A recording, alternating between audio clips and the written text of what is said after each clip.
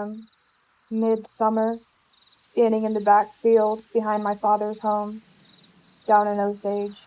The sun stains my skin with red as I look out into the trees as hours pass by. I see the cerulean sea out on the horizon, a highway mirage. The heat haze creates an illusion, my illusion. It is reminiscent of those stories of lone desert outlaws, starved, and dreaming of this faraway place that becomes near and clear in the mind. No one calls me home. The day is gone, and the sky turns orange, my most cherished Oklahoma sunset. I watch my bare feet as I walk back through the tall, dried grass, hoping that I don't stumble upon a rattle, for I will be all alone, laying in the field, as the stray cats do when it's their time to come back around. Broken down old barns, waiting patiently for their collapse, abandoned hay barrels, and sun-dried catfish heads, situated on fence posts to lure away evil spirits for good harvest seasons, is what I see as I make my way through the back broken roads that hold snapping turtles in the creekside beds along my path back home. The land I walk on is ancient. I know that. I sense a sorrowful entity that floods the plains, and sometimes I pass by old burial grounds in the fields and under the lone trees, wondering if I'll wind up covered in dirt as a hot summer breeze pulls the yarrow towards the west that covers my unmarked grave. The railroad tracks came about in the early 1900s during the frontier expansion.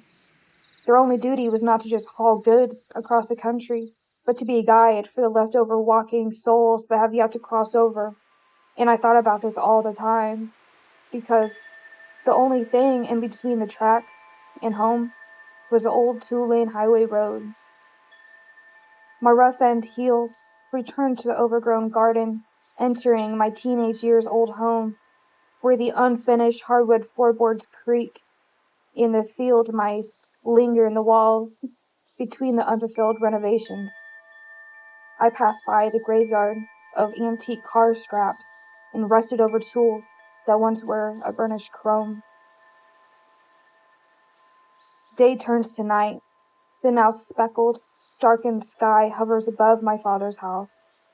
As I sit on those splintered back porch steps, waiting for the charred range to offer the smoked flesh from those wide-eyed tallgrass eaters, the crickets are chirping, and the fireflies braid through the tree branches, those floating burnt yellow and glowing orbs. The choking smoke rises up and touches the tips of the poison oak trees, and as I look down, I see someone standing there, watching me. I am stuck in a paralyzed state, watching them make their way through the dark, closer and closer.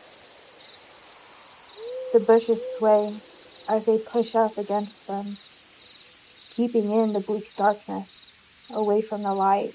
The brush of warm, humid air smothers my deep breaths. Stunned as I am, I begin to see wings fly up and onto the cable lines, crossing vines and about the trees, capturing me from down below, upright and gazing, a collection of owls, waiting. The crickets subdue their clicking, and I hear nothing for a moment. The imminent figure lures just feet away, and a whispering voice crawls around me. I feel the graze of my hair and the voice touch my ear. I would like to stay. Ask me to stay. I've become eerily nervous by this plead. I am somehow able to untangle myself from this petrified state after what seemed like so much time passed by. But when I glanced at that clock that sung a folk tune, only a quarter of an hour had dimmed away from me, and I am uneased and glazed over for the remainder of the night.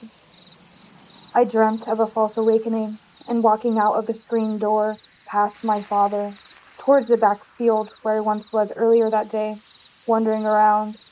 I could somehow feel the wind and the smell of the still puddles of rainwater. The foggy figures prance around me, and I could hear their feet and movements through the brush. I crouch down in the dried grass and watch a band of coyotes tiptoe, one after another. Their burning circles hover near, then far, disappearing. My dream then fades away. The dew-cast morning sun beams into my blue-painted room. I throw my threaded quilt off of my body and look down. My feet are masked with dirt, and I ponder on why my father never asks where I go or where I've been. How is he able to watch me leave, barefooted and closed-eyed, out into the fields in the dead of night?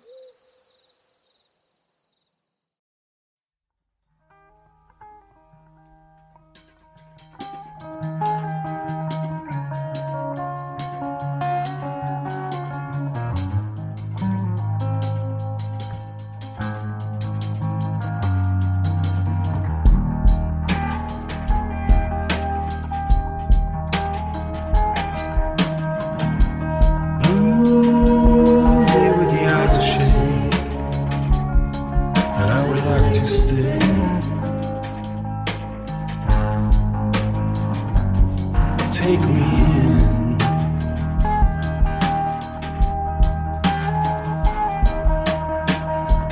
Throw down like you're a fire-breathing fiend, because I need your bone.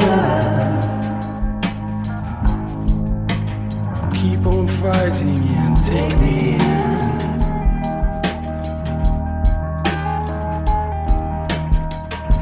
Slow down before we crash out, darling. We've got to stay clean. Take me in.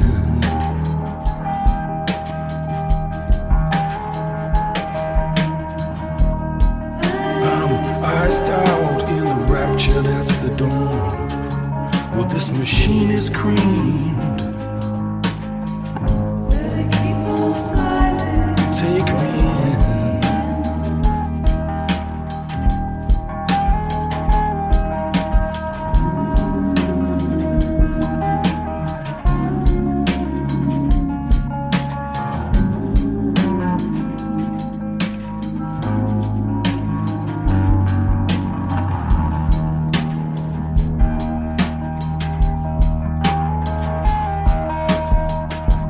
Blue, they were the eyes of shade, and I would like to stay.